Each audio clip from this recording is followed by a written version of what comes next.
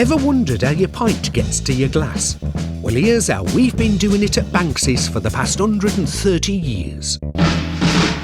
It all starts with the very best of Shropshire's barley, Worcestershire hops and water from our own well. First, the barley is malted prior to delivery to the brewery.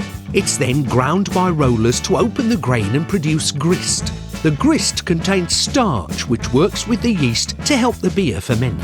It's mixed with hot water in the mash tuns, which are like giant vessels, and left to stand for about an hour so the starch can convert into malt sugars.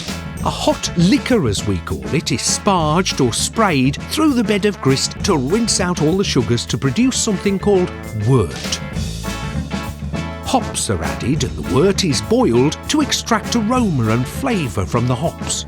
The wort is cooled and the used hops are separated using a whirlpool.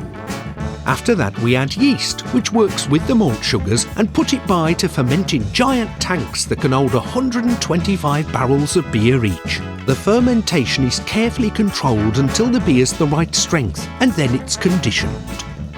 After that, the beer's put in tanks and left overnight before it's poured into casks. Once they've settled for 24 hours, we deliver them to the pub, where they go in the cellar so they can settle again after the trip. A couple of days later, the cask is tapped and vented so the beer stops conditioning, and the beer's tasted to make sure it's pure and clear. And finally, properly trained bar staff pull the perfect pint you're holding in your hands now.